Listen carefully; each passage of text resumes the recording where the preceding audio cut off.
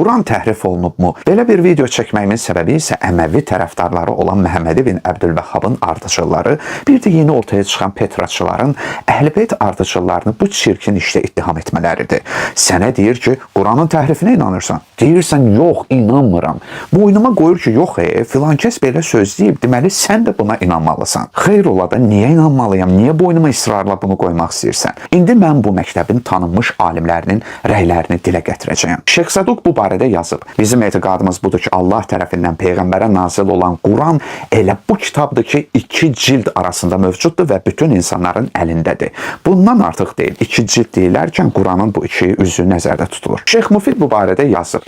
İmamlarımızdan səhih rəvayətlər nəql olunub ki, bizə 2 cild arasında olan Quranı oxumağı əmr ediblər. Artırma və ya azaltma haqqında heç bir işarə olunmadan. Şeyx Mufid habilə deyib, 2 cild arasında olan Quran Allahın nazil etdiyi kəlamdır və tamamilə onun sözüdür. Onun içində insan sözü yoxdur. Tanınmış qədim alimlərdən olan Seyyid Murtəza belə yazıb. Necə ki, Quranın əsli barədə yəqinimiz var, eləcə də onun hissələrinin, ayələrinin və surələrinin düzgünlüyü, səhihliyi barəsində də yəqinliyimiz var.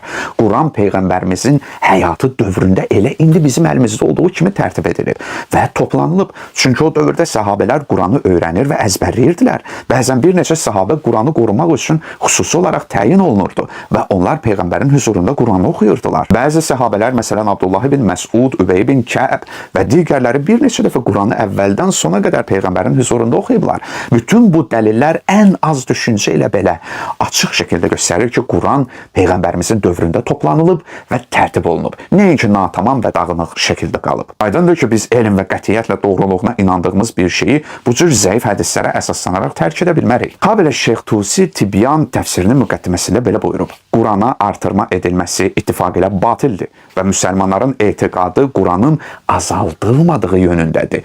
Şiə etiqadında doğru olan rəy də buna daha layiqdir. Əzzərha belə Seyyid ibn Tavus, Əllamə Hilli, Şeyx Bəhayi, Şeyx Hürramili, Əllamə Məclisi, Seyyid Bəhrul Ulum, Kaşifül Qita və bir çox böyük Əhl-Beyt məktəbinin alimləri tarix boyu müxtəlif elmi əsərlərində Quranın təhrif edilməsi, artırılması və ya azaldılması məsələsini araşdırıblar və bu cür fikirləri rədd edərək Əhl-Beyt ardıcıllarının etiqadının müdafiəsinə çalışıblar. Ona görə də bu məsələni, ittihamı və töhməti bir dəfəlik bağlayın. Bu ancaq düşmənə sərf edir.